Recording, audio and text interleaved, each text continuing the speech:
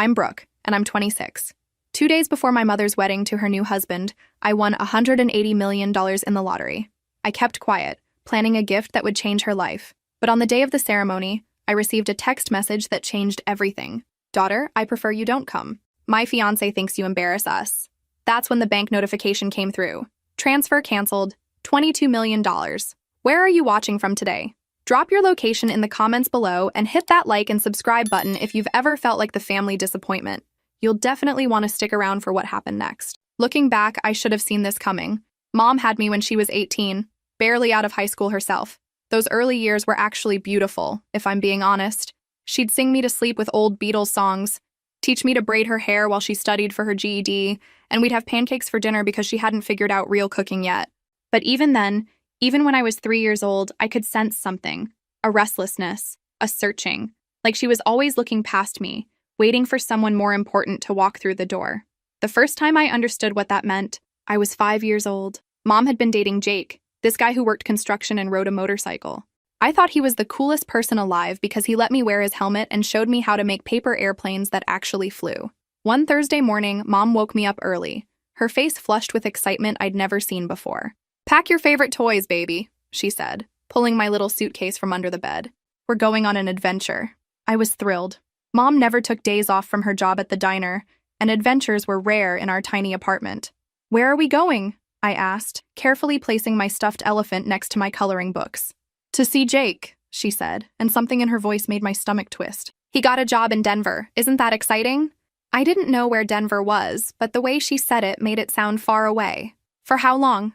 "Well," Mom sat on my bed, smoothing down my hair the way she did when she had something difficult to say.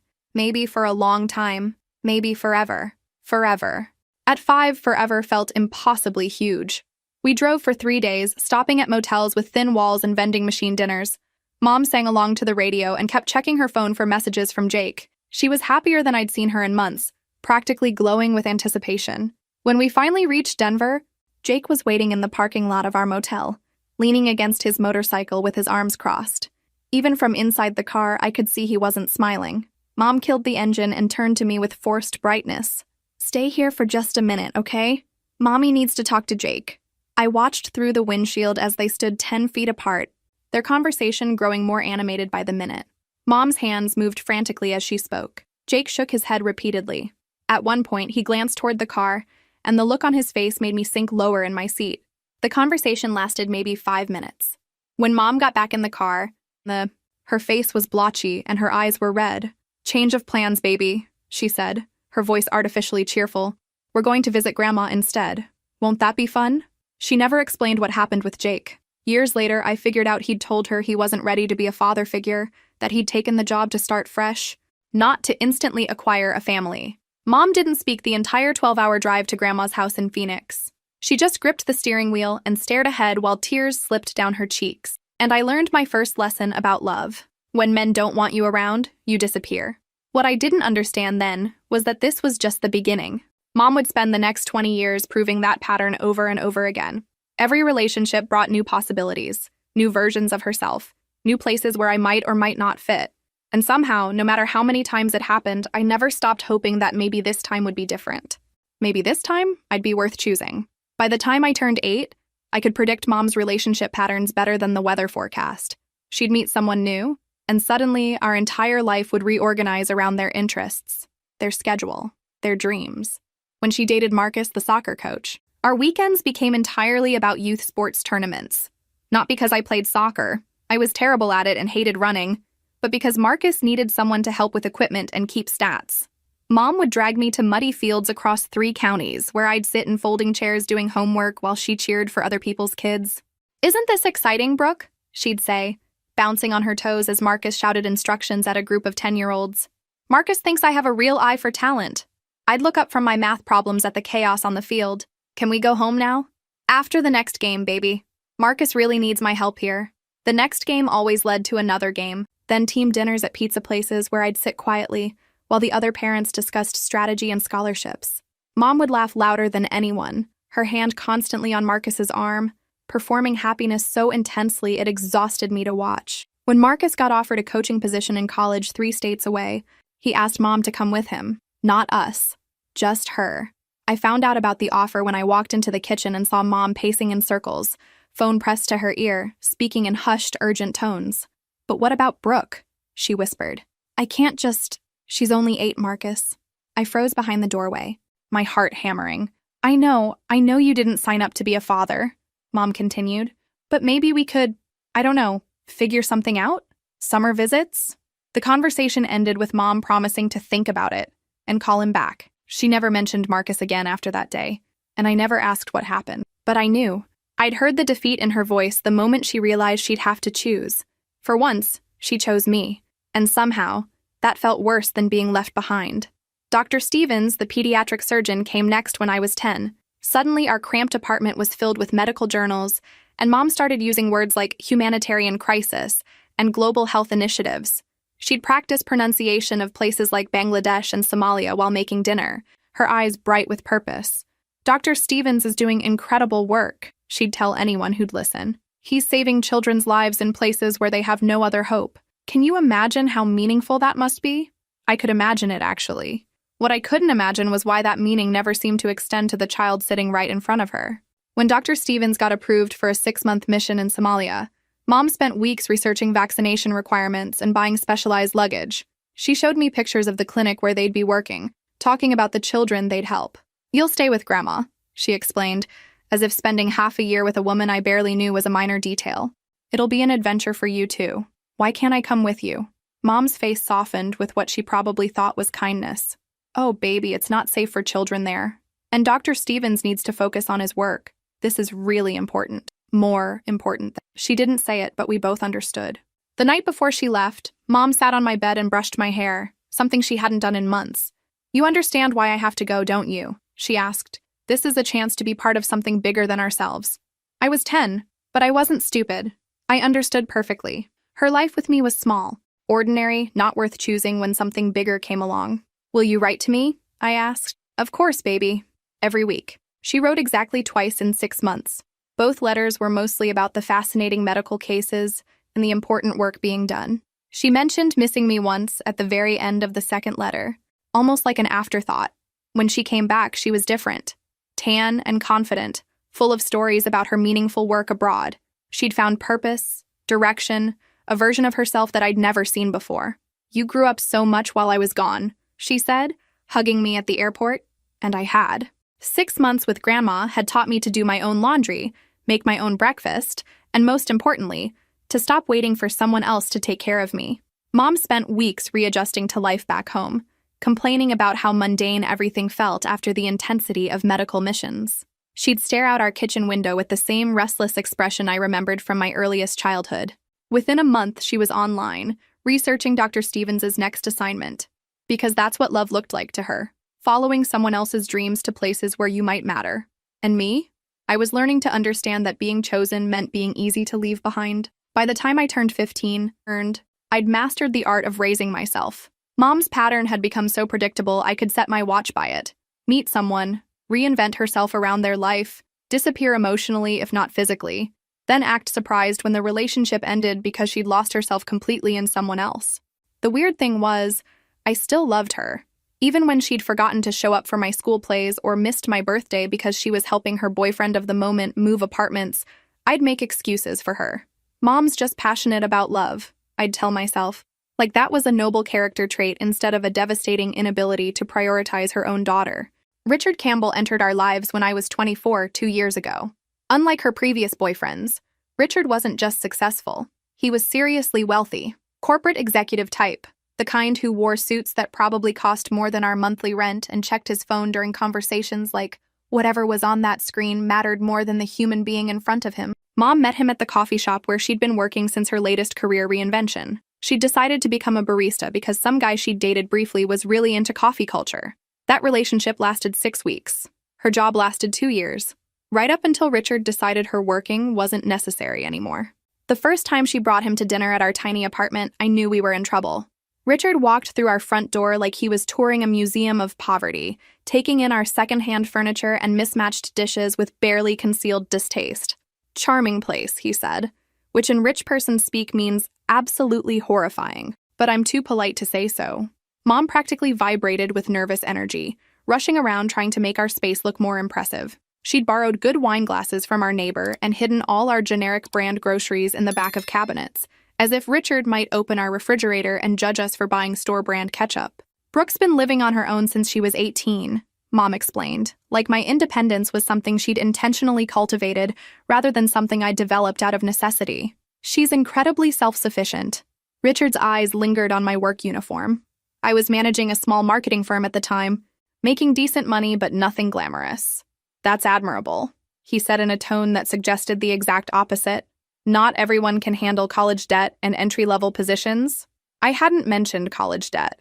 Mom must have told him about my student loans during one of their getting-to-know-you conversations, presenting my financial struggles as casual dinner conversation. Actually, I said, keeping my voice pleasant, I paid off my loans last year, and I've been promoted twice since graduation. Richard raised his eyebrows like this was mildly surprising information. Well, good for you. It's important to have realistic expectations about career advancement. The condescension was so thick I could have spread it on toast. But Mom just smiled and nodded like he'd paid me some kind of compliment. That dinner lasted 3 excruciating hours, during which Richard corrected my pronunciation of finance. Apparently I was saying it wrong. Suggested I might benefit from taking some business courses, despite my business degree, and asked if I'd ever considered expanding my skill set to make myself more marketable. After he left, Mom followed me to the kitchen where I was aggressively washing dishes.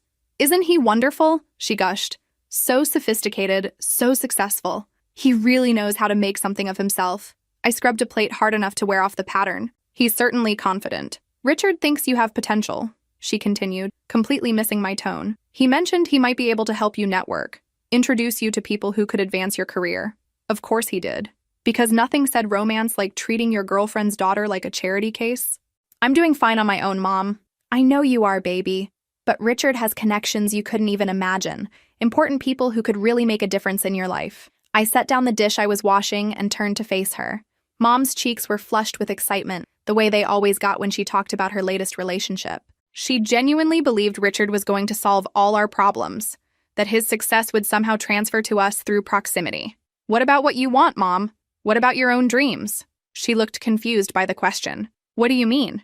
"I mean, what do you want to do with your life that doesn't involve adapting to some guy's vision of who you should be?" For just a moment, uncertainty flickered across her face. Then she straightened her shoulders and smiled, that bright, determined smile I knew meant the conversation was over. "Richard makes me happy, Brooke. After everything I've been through, don't I deserve to be happy?" There it was. The unanswerable question she always asked when I tried to point out the pattern. Of course she deserved happiness. But why did her happiness always require erasing herself? 6 months later, Richard proposed during a weekend trip to Napa that I wasn't invited on. Mom called me from the vineyard, sobbing happy tears into the phone while Richard presumably stood nearby, checking his watch and calculating how much the call was costing in international roaming fees. "We're getting married, Brooke. Can you believe it? Me, married to someone like Richard. Someone like Richard. As if she'd won the lottery instead of agreeing to legally bind herself to a man who thought her daughter was an embarrassment." "That's great, Mom," I managed. "Are you happy?" "Happier than I've ever been in my life." And maybe she was. Maybe love really did look like disappearing into someone else's vision of perfection. But watching her transform herself into Richard's ideal woman over the next year was like watching someone slowly erase herself with an invisible eraser. She started shopping at stores she couldn't afford, reading financial publications she didn't understand, and using words like market volatility and portfolio diversification in casual conversation. The wedding was planned for a Saturday in June at Richard's Country Club. 250 guests, mostly his business associates and family members. Mom showed me the guest list exactly once, and my name was near the bottom, listed under miscellaneous family. Miscellaneous. That pretty much summed up my entire relationship with my mother. What she didn't know, what nobody knew, was that everything was about to change. Because 2 days before her perfect wedding to her perfect man, I bought a lottery ticket at the gas station near my apartment. And I won $180 million. The morning I found out I'd won, I sat in my car outside the lottery office for 2 hours just staring at the ticket. $180 million. The numbers were right there in black and white, but my brain couldn't quite process what they meant. I'd bought the ticket on Thursday evening, same as always. Every week for the past 3 years, I'd stop at Murphy's gas station on my way home from work and spend $10 on lottery tickets. Mom always said it was a waste of money, that I'd have better luck throwing my cash directly into the garbage. Richard had actually calculated the statistical improbability of winning during one of his lectures about fiscal responsibility. You'd literally be more likely to be struck by lightning, he'd informed me at Mom's birthday dinner last month. Twice. Well, Richard, apparently lightning does strike twice. The lottery office was surprisingly ordinary for a place where dreams come true. Gray carpet, fluorescent lighting, motivational posters about responsible gaming. The woman behind the counter, Janet, had probably delivered life-changing news to hundreds of people, but she treated my $180 million like it was just another Tuesday transaction. "Congratulations," she said, stamping my paperwork. "Will you be taking the lump sum or annual payments?" Lump sum. I wanted all of it, immediately, before the universe realized it had made a mistake and tried to take it back. "Smart choice," Janet continued. "After taxes, you're looking at about $98 million, still a life-changing amount." Life-changing. She had no idea. I drove home in a daze, my head spinning with possibilities. I could pay off my student loans, all $67,000 of them, without blinking. I could buy a house, travel the world, never worry about money again. I could finally stop calculating whether I could afford groceries for the next 2 weeks.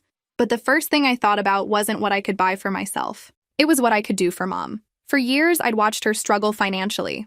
Not dramatically. She wasn't homeless or starving, but in those small, constant ways that wear you down. Buying generic everything at the grocery store, driving a car held together with prayer and duct tape, wearing the same 5 outfits to work because she couldn't afford to replace them. Richard had money, obviously, but he was surprisingly stingy about sharing it. Mom still paid her own rent, bought her own groceries, handled her own expenses.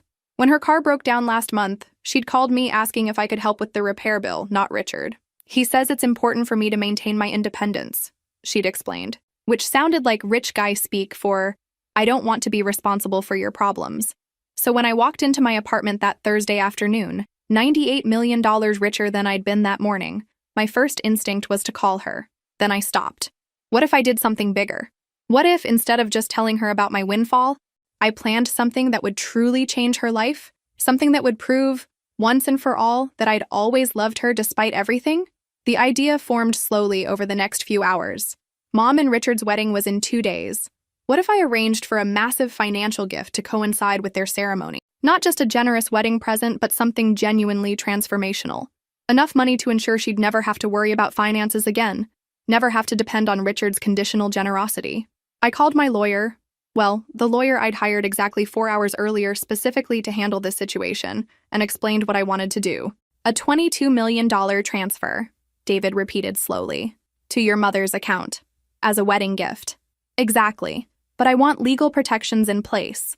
If the marriage doesn't work out, if Richard tries to claim any of it, I want ironclad documentation that this money belongs to her alone." David was quiet for a moment. "That's incredibly generous. And yes, we can structure it to protect her interests completely. When did you want this to happen?" "Saturday morning, the day of the wedding. I want it to be a surprise."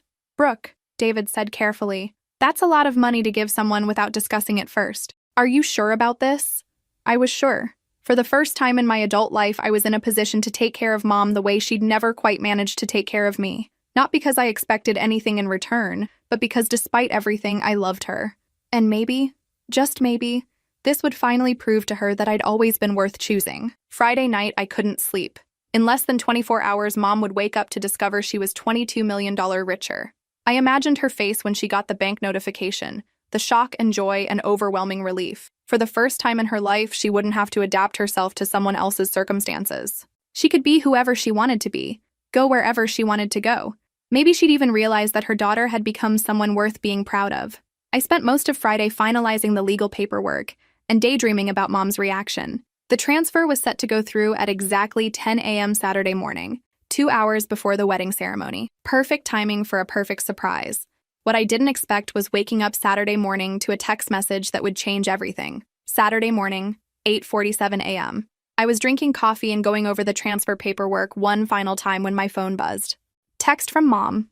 "Daughter, I prefer you don't come today. My fiancé thinks you embarrass us. Hope you understand. We'll call you after the honeymoon." I read it 3 times before the words actually penetrated my brain. You embarrass us. Not, Richard has some concerns, or we'd prefer a smaller ceremony. I embarrass them. Me, the daughter who'd worked 2 jobs to put herself through college. Me, who'd built a career from nothing and never asked them for a dime. Me, who'd spent the last 2 years politely enduring Richard's condescension and Mom's willful blindness to his obvious contempt. I embarrassed them. My hands were shaking so badly I almost dropped the phone. In 73 minutes, $22 million was scheduled to transfer into Mom's account. $22 million I'd planned to give the woman who'd just uninvited me from her wedding because her new husband was ashamed of me. For a moment, I just sat there, staring at that text message and feeling something fundamental break inside my chest. Not heartbreak exactly, more like the sound of a lock clicking permanently shut. Then I called David. "Brooke?" He answered on the first ring. "Is everything okay? The transfer is set to..." "Cancel it." Silence. "I'm sorry?" "Cancel the transfer. All of it.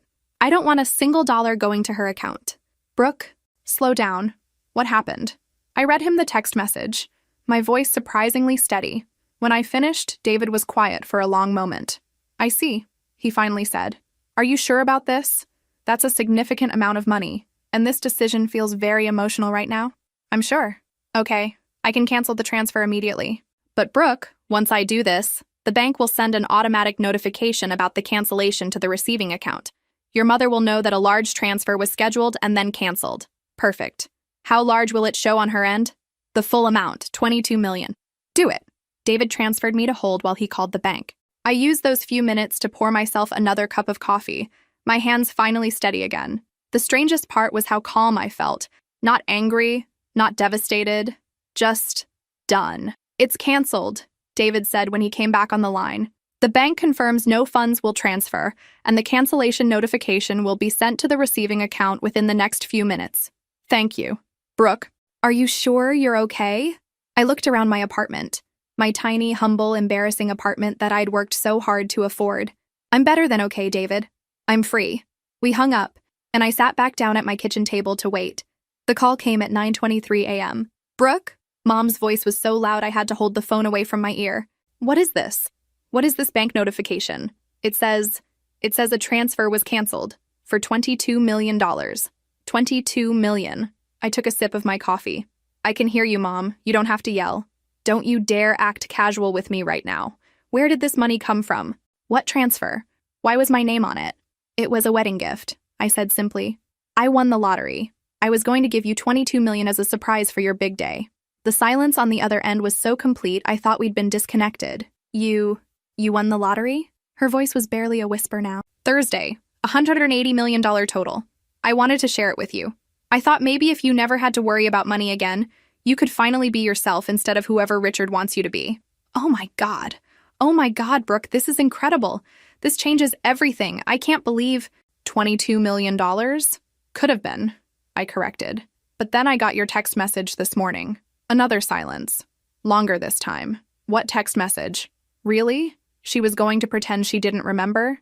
The one where you uninvited me from your wedding because I embarrass you and Richard." "Brooke, Her voice trailed off. I didn't mean..." "You did mean it, Mom. You meant every word. And you know what? You were right to send it. It saved me from making a $22 million mistake. Baby, please. You don't understand. The pressure I'm under today. The stress of the wedding. Richard has very particular ideas about how things should go. And I just thought, you thought I was an embarrassment. You were probably right about that too. I don't fit into Richard's world, and I don't want to. I'm not sophisticated enough, not polished enough, not worth the risk of having around when he's trying to impress his friends. That's not true, isn't it?" I stood up and walked to my window, looking out at the city below. "When's the last time you defended me to him, Mom? When's the last time you told him I was worth something?" No answer. "I thought so. Well, here's the thing about that $22 million. It's gone. You made your choice this morning when you sent that text. You chose Richard over me, just like you've chosen every man over me for the past 20 years. And for the first time in my life, I'm choosing myself over you. Brooke, wait. Don't hang up. We can fix this. I can call Richard, explain everything. You can still come to the wedding. Everything can be like it was before." "No," I said quietly. "It really can't." I hung up the phone and turned off the ringer.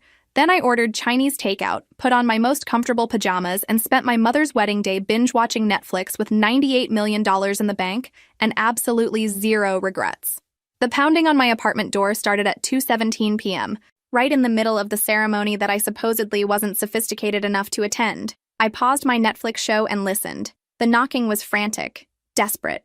Definitely not my elderly neighbor asking to borrow milk. Through the peephole, I could see Mom still in her wedding dress, makeup streaked down her face, hair half fallen from its elaborate updo. She looked like she'd run straight from the altar to my apartment building, which apparently she had. "Brooke?" Her voice was muffled but clearly panicked. "Brooke, please open the door. I know you're in there. We need to talk." I sat back down on my couch. We really don't. Baby, please, I made a mistake, a terrible mistake. Let me in and we can fix this. Can't fix it from out there? The knocking stopped.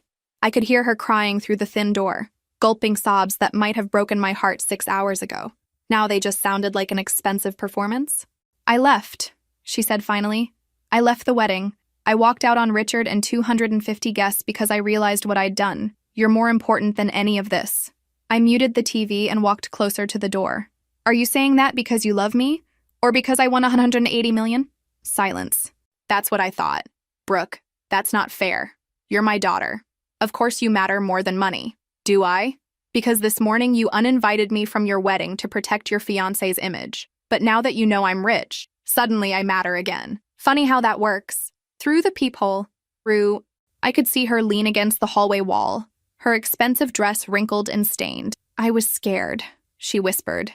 "Richard has such high standards, and I wanted everything to be perfect. I thought if you weren't there, if it was just his friends and family, maybe he'd finally see me as worthy of his world. And where does that leave me in your world? Mom, you're everything in my world. You always have been." I laughed, surprising myself with how bitter it sounded. "Really? Because my entire childhood suggests otherwise. How many times did you leave me behind for some guy? How many times did you choose their dreams over my needs? That's different. I was young. I was trying to build a life for us. You were trying to build a life for you. I just happened to be along for the ride until someone better came along." The crying got louder, more dramatic. In the past, those tears would have brought me running, desperate to fix whatever was wrong, to prove my love by sacrificing my own needs. But sitting in my apartment with 98 million in the bank and nowhere I had to be, I felt something I'd never experienced before. Complete indifference to her emotional manipulation. "Brooke, please. I chose you. I left Richard standing at the altar because I chose you." "No," I said, settling back onto my couch. "You chose 22 million. If I'd won $50 instead of 50 million, you'd still be at that country club cutting cake and making small talk about market volatility." "That's not true." "Prove it." Another silence. Longer this time. "What do you mean?" "I mean, prove that you left because you love me, not because you want my money. Prove that your choice has nothing to do with the lottery." Through the door, I could hear her shifting around, probably trying to find a comfortable position in that ridiculous dress. "How do I prove something like that?" "Go back." "What?" "Go back to your wedding. Marry Richard. Tell him you had a panic attack or wedding jitters or whatever rich people call it when they temporarily lose their minds. Finish what you started. But what about us? What about fixing our relationship? If you really want to fix our relationship, Mom, you'll do it because you love me, not because I can afford to pay for your mistakes. Go back to Richard. Live your life. Make your choices. And maybe someday we can figure out if there's anything real left between us." The hallway was quiet for several minutes. Then I heard footsteps walking away. An hour later, my phone buzzed with a text from Richard's cousin, whom I'd met exactly once. "Your mother made it back. Told everyone she had a panic attack, but she's fine now. Ceremony resuming in 10 minutes. So she went back. She chose Richard after all, just like I knew she would." I spent the rest of the evening in my embarrassingly small apartment, eating Chinese food out of cardboard containers and thinking about how much everything had changed in 24 hours. This morning, I'd been a broke marketing manager whose mother was ashamed of her. Tonight, I was worth 98 million and my mother was legally bound to a man who thought I was an embarrassment. Funny how winning the lottery hadn't changed the important things at all. My phone rang around 11 p.m. Mom, probably calling from her wedding night hotel room while her new husband showered off the stress of the day. I didn't answer. Some choices, once made, can't be undone, and some relationships, once broken, aren't worth the cost of repair. Tomorrow, I'd start figuring out what my new life looked like. Tonight, I'd just sit here feeling grateful that I'd finally learned the difference between being loved and being useful. The difference, it turns out, is about $22 million. 3 weeks after her wedding, Mom started calling every day. Not to apologize, that would have been too simple, but to check in and rebuild our relationship. Amazing how my emotional well-being became a priority right after she discovered I was worth $98 million. "I've been thinking about what you said," she began during her 5th call this week. About proving that I love you for you, not for your money. I was at my lawyer's office, signing papers to establish a charitable foundation. David had become more than my attorney. He'd become the voice of reason I desperately needed. And how exactly do you plan to prove that, Mom? Well, I was thinking we could start having regular dinners again. Just us. Like we used to. Like we used to. When exactly was that? I couldn't remember a single period in my life when Mom and I had regular mother-daughter dinners without some boyfriend hovering in the background, dictating the conversation. That sounds nice, I said, watching David organize documents. But I'm pretty busy these days. Busy with what? Brooke, honey, you don't need to work anymore. You could quit your job, travel, enjoy your life. There it was. She'd been thinking about my money, calculating what my new lifestyle should look like, probably discussing it with Richard, who'd no doubt have opinions about proper wealth management.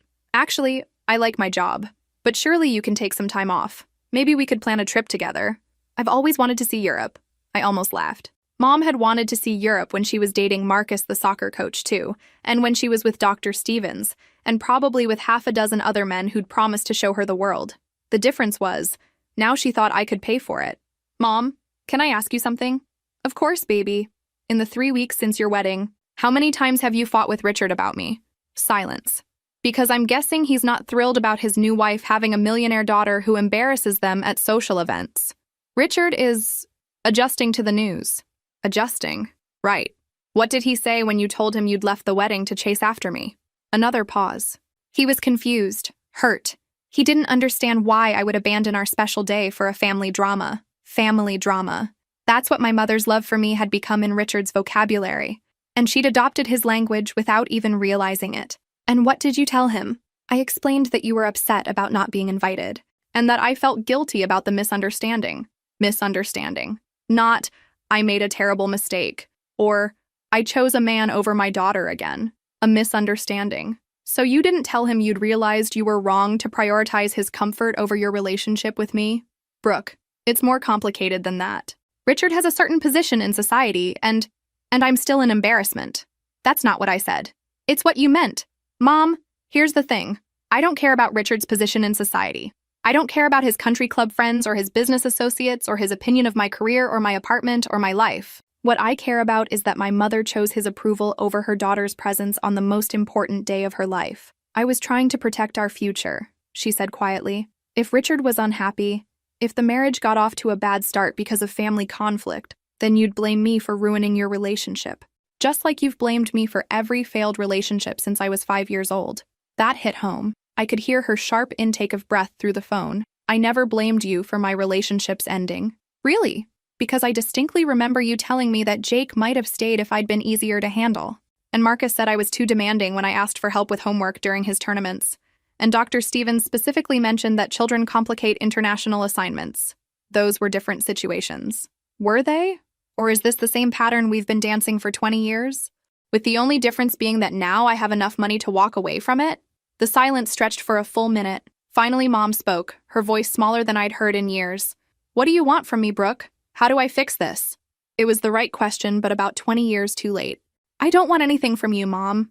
That's what I've been trying to tell you. For the first time in my life, I don't need you to choose me or protect me or prioritize me. I'm financially independent, emotionally stable, and completely capable of building a life without your approval. But I want to be part of your life. Then prove it. Stop calling me to plan Europe trips I'd pay for. Stop suggesting I quit my job because you think rich people don't work. Stop trying to manage my relationship with Richard when you can't even manage your own. Just be my mother. Without an agenda. What do you think will happen next? Do you believe people can really change?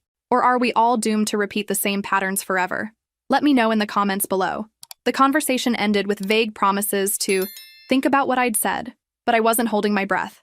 After all, Mom had been thinking about a lot of things for 2 decades, and somehow she always reached the same conclusions. 2 days later, David called with news that would change everything. Brooke, we have a problem. Your mother has filed a legal claim against your lottery winnings. I nearly dropped my coffee. She what? She's claiming that as your immediate family, she has legal rights to a portion of your winnings. Her lawyer is arguing that your ticket purchase was made possible by years of financial and emotional support she provided, making her essentially a silent partner in your investment. The audacity was breathtaking. David, she didn't give me financial support. I've been financially independent since I was 18. I know. But she's also claiming that your decision to cancel the $22 million transfer was made under emotional duress, and that you lack the capacity to manage such a large sum responsibly. I sat down hard in my kitchen chair. She's trying to have me declared incompetent? Essentially, yes. It's a long shot. But it's going to require us to respond formally, which means this is going to get very public, very messy, and very expensive. Looking back, I should have seen this coming. Mom had spent my entire childhood teaching me that love was conditional, that care came with strings attached, that family loyalty was a one-way transaction. Why would $100 million change the fundamental math of our relationship? But sitting in my kitchen that morning, reading the legal papers David had messengered over, I felt something I'd never experienced before. Complete clarity about who my mother really was. And for the first time in 26 years, I was ready to stop pretending otherwise. The legal papers made for fascinating reading if you enjoyed creative fiction. According to Mom's attorney, I was an unstable young woman who'd always struggled with family relationships and poor decision-making. The lottery win had apparently triggered a psychological break that left me unable to manage my finances responsibly. The evidence for my supposed mental instability? Canceling a $22 million gift to my mother. The plaintiff's daughter has demonstrated a pattern of impulsive, vindictive behavior. The filing read. Her decision to cancel a substantial financial transfer on the morning of the plaintiff's wedding ceremony indicates severe emotional dysfunction and potential financial self-harm. I had to admire the spin. In Mom's version of events, her text message uninviting me from her wedding was a minor miscommunication between stressed family members. My response was disproportionate retaliation suggesting underlying mental health issues. David spread the documents across his conference table, shaking his head. This is one of the more creative approaches I've seen. Essentially, she's arguing that you're too mentally unfit to control your own money, and that she should be appointed as your financial guardian. Can she do that? She can try. But Brooke, they're going to have to prove their case, and frankly, they don't have much to work with. You're 26, college-educated, employed, with no history of mental illness or financial irresponsibility. Plus, we have documentation of your mother's complicated relationship with supporting you financially. I'd spent the previous week gathering evidence of my own. Bank statements showing I'd been financially independent since 18. Tax returns proving steady employment and responsible money management. College transcripts, employment reviews, references from friends and colleagues who could testify to my stability and competence. But the most damaging evidence against Mom's case was the documentation of her pattern of financial neglect throughout my childhood. I want to countersue, I told David. He raised his eyebrows. For what? Emotional damages, 20 years of prioritizing boyfriends over her daughter's emotional needs, financial abandonment, creating an unstable childhood environment that forced me to become financially independent as a teenager. Brooke, I understand you're angry, but I'm not angry, David. I'm done. She wants to make this about my mental fitness. Let's make it about her parental fitness. The countersuit we filed painted a very different picture of our family dynamic. 20 years of documented neglect, abandonment, and emotional manipulation. School records showing emergency contacts because Mom was traveling with whatever boyfriend she was following that month. Financial aid applications where I'd had to list myself as an independent student because she wasn't providing support. The most devastating evidence was Mom's own social media history, which told the story of 2 decades of romantic relationships, where I was either absent from photos entirely or relegated to the background while she performed happiness with her latest partner. Your Honor, David said during our preliminary hearing, the plaintiff's claim that she supported her daughter financially is contradicted by extensive documentation showing that Ms. Brooke Mitchell has been financially independent since age 18. Moreover, the plaintiff's pattern of romantic relationships consistently prioritized her partners over her daughter's emotional needs, creating an environment where Ms. Mitchell learned to rely solely on herself. Mom's lawyer, a slick guy in an expensive suit that Richard had probably paid for, tried to paint me as an ungrateful daughter who'd turned vindictive after becoming wealthy. The defendant's refusal to share her windfall with the woman who raised her demonstrates a callous disregard for family bonds and basic human decency. Basic human decency. That was rich, coming from someone representing a woman who'd uninvited her own daughter from her wedding. The judge, a no-nonsense woman in her 50s, seemed unimpressed with Mom's arguments. Counsel, are you arguing that winning the lottery creates an obligation to share those winnings with family members? We're arguing that the defendant's decision-making process was compromised by emotional instability, and that her refusal to honor her original intention to gift money to her mother indicates poor judgment. Her original intention was to gift money to her mother as a wedding present, the judge noted, flipping through our filings. According to these documents, the mother then sent a text message uninviting her daughter from the wedding ceremony. Is that correct? Mom's lawyer shifted uncomfortably. Your Honor, that was a miscommunication during a stressful time. Counsel, I'm asking about facts, not interpretations. Did the plaintiff send her daughter a message stating that she preferred her daughter not attend the wedding? A long pause. Yes, Your Honor. And the defendant responded by canceling the financial gift? Yes, Your Honor, but which suggests her decision-making was quite logical, actually. If someone disinvites me from their wedding because I embarrass them, I probably wouldn't give them $22 million either. I had to bite my lip to keep from smiling. The hearing lasted 2 hours, during which Mom's case fell apart like a house of cards in a hurricane. By the end, even her expensive lawyer looked like he wanted to be anywhere else. The plaintiff's motion is denied, the judge ruled. Furthermore, this court finds the claim to be frivolous and without merit. Ms. Mitchell, you are under no legal obligation to share your lottery winnings with anyone, regardless of family relationship. Case dismissed. Walking out of that courtroom, I felt lighter than I had in months. Not because I'd won, the outcome was never really in doubt, but because the last illusion about my relationship with Mom had finally been shattered. She'd literally tried to have me declared mentally incompetent so she could steal my money. And somehow, that clarity was the most liberating gift she'd ever given me. The phone calls started immediately after the court dismissal. Not from Mom. She was apparently too embarrassed to contact me directly, but from Richard's family members. Mutual acquaintances, even distant relatives I hadn't spoken to in years. Brooke, this is your cousin Jennifer. I hope you understand that your mother is just confused right now. The stress of the wedding, the shock of your lottery win, it's been overwhelming for her. Confused. That was the word everyone seemed to be using to describe a grown woman who'd tried to legally steal her daughter's money. Jennifer, she filed a lawsuit claiming I was mentally incompetent. That's not confusion, that's calculation. Well, maybe if you just talked to her. I hung up. Jennifer called back twice. I didn't answer. Uncle Paul left a voicemail. Brooke, honey, I know families go through rough patches, but this has gone too far. Your mother raised you by herself, sacrificed so much for you. The least you could do is share some of your good fortune. Sacrificed so much. What had Mom sacrificed exactly? Every major decision she'd made prioritized her own romantic happiness over my needs.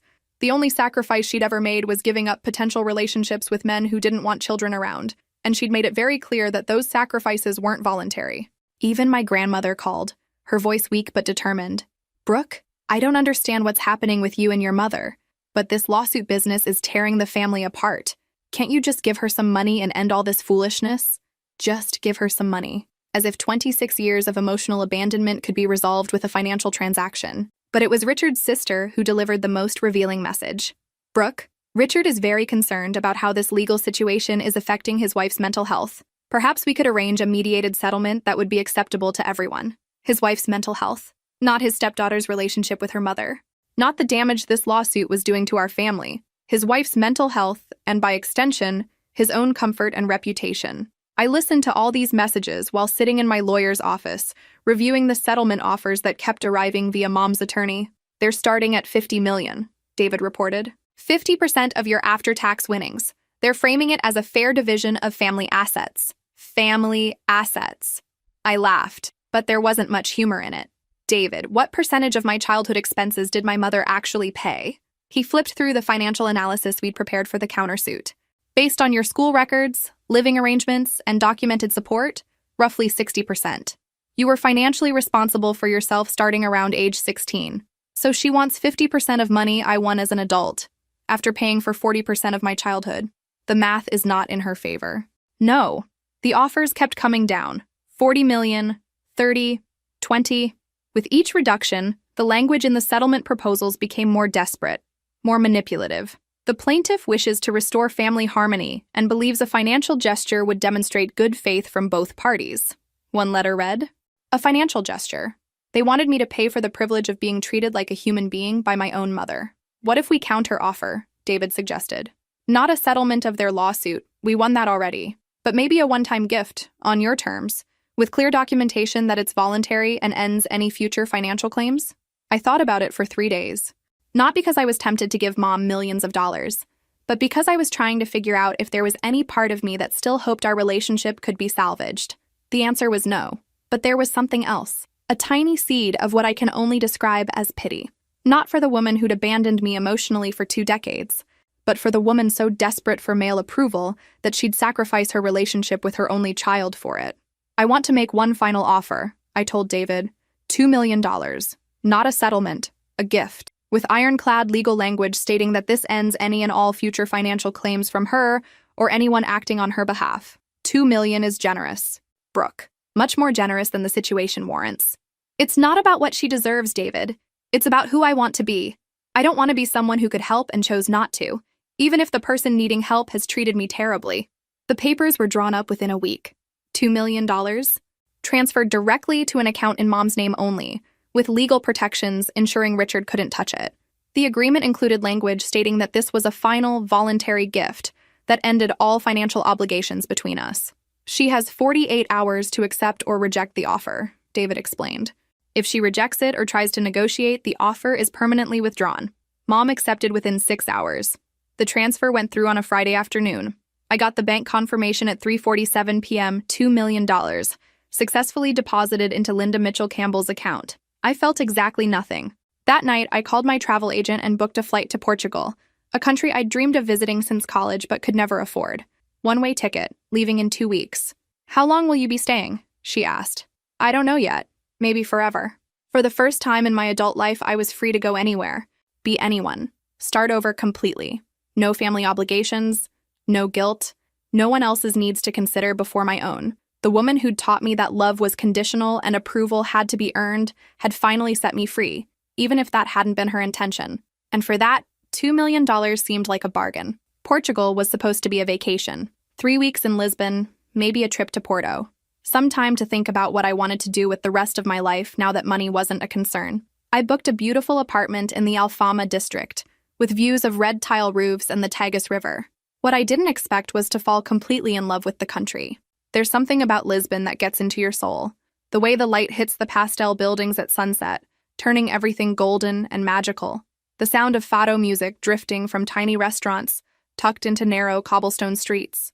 The warmth of people who'd lived through dictatorship and revolution and emerged with this incredible appreciation for simple pleasures. Good food, strong wine, time with family that actually meant something. I extended my trip twice, then started looking at real estate.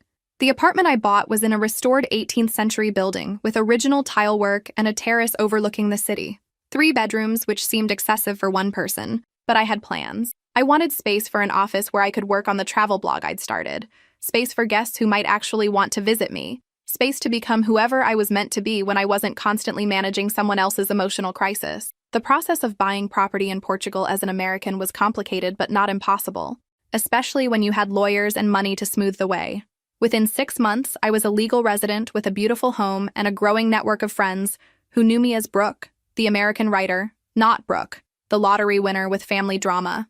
I kept my phone number but changed my address with everyone except David and my bank. No forwarding information for family members, no way for Mom or Richard or anyone from my old life to show up at my door with new demands or manipulations. The freedom was intoxicating. I woke up when I wanted, ate what I craved, spent my days exploring museums and markets and beaches along the coast. I learned basic Portuguese, took cooking classes, joined a hiking group that met every Saturday to explore different regions of the country. For the first time in my adult life, my relationships were reciprocal. When my friend Anna invited me for dinner, it was because she enjoyed my company, not because she needed something.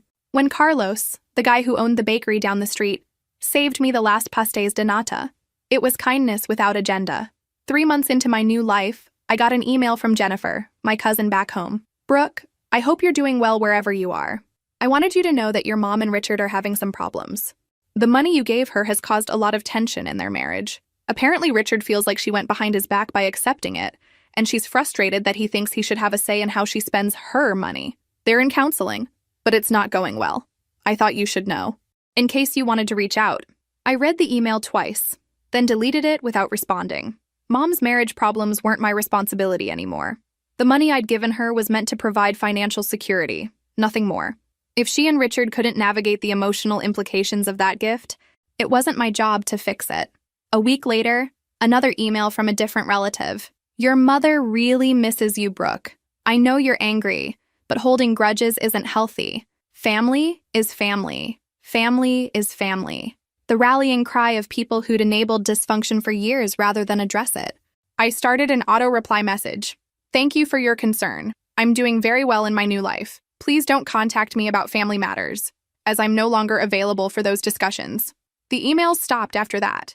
6 months in Portugal became a year. I published my travel blog as a book, started a consulting business helping Americans navigate international relocations, and bought a small vineyard in the Douro Valley as an investment and a creative project. I dated a few people. A Portuguese architect who was brilliant and kind but ultimately wanted different things, a British expat who was lovely but too recently divorced to be serious about anyone. Nothing dramatic or complicated, just normal adult relationships that ended amicably when we realized we weren't compatible. It was revolutionary. This idea that relationships could end without trauma or manipulation, or someone being branded the villain.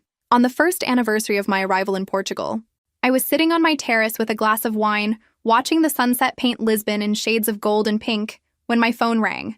Unknown international number. Probably spam, but something made me answer. Brooke? Mom's voice was smaller than I remembered, tentative in a way that sounded genuinely uncertain rather than manipulative. Hello, Mom. I didn't know if you'd answer. I wasn't even sure this number still worked. It works. How did you get it? I hired a private investigator. I know that sounds terrible, but I needed to know if you were okay. You just disappeared, and no one would tell me where you'd gone. I took a sip of wine and watched a couple walking hand in hand down the street below. I'm fine, Mom. Better than fine, actually. Are you coming home? This is home now. A long pause. Brooke, I know I made mistakes. Terrible mistakes. The lawsuit was Richard's idea, but I went along with it, and that was wrong. I've been in therapy, trying to understand why I keep making the same choices over and over. That's good. Mom, everyone can benefit from therapy. Richard and I are getting divorced. I felt nothing. No satisfaction, no vindication, no sadness. Just a mild interest like hearing about the weather in a place you'd never visit. I'm sorry to hear that. Are you? Because I left him, Brooke. I finally chose differently. I chose myself, and by extension, I chose you. Doesn't that count for something? It was the right question, but about 15 years too late. Mom, I'm glad you're making healthier choices, but you didn't choose me when it mattered. You chose me when your marriage became inconvenient, which isn't the same thing. So that's it? You're never coming home? Never speaking to me again? I looked out at the city I'd grown to love, at the life I'd built from nothing, at the peace I'd found when I'd stopped trying to earn love that was never really available. I don't know, Mom. Maybe someday we'll have a different conversation, but right now, I'm exactly where I need to be. After we hung up, I sat on my terrace until the stars came out, thinking about patterns and choices, and the difference between loving someone and being available for their dysfunction. Mom was finally in therapy, finally questioning the choices she'd made for 26 years. That was progress, even if it was 20 years overdue. But her journey toward emotional health wasn't mine to manage anymore. I'd spent enough time trying to love someone into making better choices. Now, finally, I was choosing myself. The second year in Portugal brought unexpected clarity about what I'd actually escaped when I left America. It wasn't just Mom's dysfunction. It was an entire ecosystem of people who'd normalized emotional manipulation as family loyalty. I realized this when my grandmother died and I flew back for the funeral. The church was full of relatives I hadn't seen in 2 years, all of whom seemed shocked by my appearance. I'd lost weight in Portugal, not from stress, but from hiking and swimming and eating fresh food instead of convenience meals. My hair was longer, my skin was tanned, and I carried myself differently, like someone who'd never had to apologize for taking up space. Brooke! Aunt Linda grabbed my arm as I walked into the church. You look so different. Are you okay? I'm great, actually, really great. She studied my face like she was searching for signs of the person she remembered, the anxious young woman who'd spent every family gathering managing other people's emotions. We've all been so worried about you, disappearing like that. Your mother has been heartbroken. I looked across the church to where Mom sat in the front pew, dressed in black, accepting condolences from a steady stream of visitors. She looked older, thinner, and genuinely sad about losing her mother, but she also looked smaller somehow. Like someone who'd spent the past 2 years learning uncomfortable truths about herself. She looks like she's managing, I said. Brooke, this coldness isn't like you. Grandma always said you had the biggest heart in the family. There it was. The subtle accusation disguised as a compliment. The implication that I'd become someone cruel by refusing to absorb other people's dysfunction. I still have a big heart, Aunt Linda. I just don't use it to enable people anymore. The funeral service was beautiful. Grandma had lived to 93. Had seen her children and grandchildren grow up, had died peacefully in her sleep. If you had to go, it was the way to do it. During the reception, I found myself in conversation with cousins and family friends who peppered me with questions about my mysterious disappearance and hermit lifestyle in Europe. The assumption seemed to be that I'd run away from life rather than toward something better. "So, what do you do all day?" my cousin Mark asked. "Just travel around drinking wine?" "I run a business helping Americans relocate internationally. I wrote a book about cultural integration. I'm learning Portuguese and Spanish. I volunteer at a literacy program for immigrants." He looked confused, like this information didn't fit his mental image of me as a broken person hiding from reality. "But don't you miss home? Miss your family?" I looked around the church basement at these people who'd enabled 20 years of dysfunction, who'd watched my mother prioritize boyfriends over her daughter and called it love, who'd remained silent when I was disinvited from her wedding but criticized me for not sharing lottery winnings. "This isn't home anymore," I said simply. The conversation that mattered happened when Mom approached me as I was leaving. "Brooke, could we talk? Just for a few minutes?" We walked to a quiet corner of the parking lot, away from the clusters of relatives sharing memories and making plans for holiday gatherings I wouldn't attend. "You look happy," she said, and there was something in her voice I'd never heard before. Genuine observation without agenda. "I am happy. I've been in therapy for 8 months now, learning about attachment styles and generational trauma and all these patterns I never recognized in myself. That's good. Mom, I'm glad you're doing that work. My therapist says I have an anxious attachment style that makes me seek validation through romantic relationships, usually at the expense of other important connections." She paused, looking down at her hands. "She says I taught you to expect inconsistency from people who claim to love you." It was the most self-aware thing I'd ever heard her say. Probably true. "I want to do better, Brooke. I want to learn how to be your mother without needing you to manage my emotions or fix my problems." "Mom, that's great. I genuinely hope you succeed. But you don't want to be part of that process." I thought about it carefully, looking at this woman who'd given birth to me but had never really learned how to be my parent. She was trying now, at 50, to become the person she should have been when she was 20. The effort was admirable, but it wasn't my responsibility to support. "I want you to be happy and healthy," I said finally, "but I don't want to be your practice space for learning how to have functional relationships. I spent 26 years being your emotional support system while you figured out how to love men more than your daughter. I'm done with that job." Her face crumpled, but she nodded. "I understand. Do you? Because understanding and accepting are different things." "I accept it," she said quietly. "I don't like it, but I accept it. You have the right to protect yourself from people who've hurt you, even if one of those people is me." We stood in the parking lot for another few minutes, two women who shared DNA but had never really known each other as people. There was sadness in it, but not regret. Some relationships are too damaged to repair, and acknowledging that truth can be its own form of healing. "I love you, Brooke. I know I never showed it properly, but I do love you. I know you do, Mom, in the only way you knew how." I flew back to Portugal the next day, carrying with it a sense of completion I hadn't expected. Mom was finally doing the work she should have done decades ago. It was too late to repair our relationship, but it wasn't too late for her to become the person she was meant to be. And for me, it was confirmation that I'd made the right choice in building a life where love wasn't conditional, where I didn't have to earn my place in people's affections, where my worth wasn't determined by my usefulness to others. Some bridges burn for good reasons. Sometimes the most loving thing you can do is let them stay burned and build a better life on the other side. 5 years later, I'm sitting on my terrace in Porto, where I moved after buying and renovating a small quintal in the heart of the city. It's early morning, and the Douro River is reflecting the first light of dawn off the water. I've got a cup of perfectly brewed coffee, a pastry from my favorite bakery, and a sense of contentment that still surprises me sometimes. Yesterday, I got an email from a journalist writing an article about lottery winners and what happens to their money. She'd somehow tracked me down and wanted to interview me about my unique approach to managing sudden wealth. "Most people who win large amounts either go broke within a few years or become isolated by their money," she wrote. "But you seem to have used your winnings to build an authentic life. How did you do it?" The answer, I realized, wasn't about money management or investment strategies or any of the practical advice financial planners give lottery winners. It was about learning the difference between being loved and being useful. For 26 years, I'd confused my mother's need for me with love. Every time she came back from following some boyfriend to a new city, every time she called in crisis, every time she needed emotional or financial support, I interpreted that need as proof that I mattered to her. But need isn't love. Dependence isn't connection. And being someone's emotional dumping ground isn't the same as being their beloved daughter. The lottery didn't teach me that lesson. It just gave me enough resources to act on what I'd always known, but been afraid to acknowledge. I've built a good life here. My consulting business helps 20 to 30 Americans each year navigate the complex process of relocating to Europe. My book about cultural integration has been translated into 4 languages. I own 3 properties now: my home in Porto, a small apartment in Lisbon that I rent out, and that vineyard in the Douro Valley that's actually turning a profit. But the real wealth isn't financial. It's the relationships I've built with people who like me for who I am, not what I can provide. It's the freedom to make choices based on my own values rather than other people's expectations.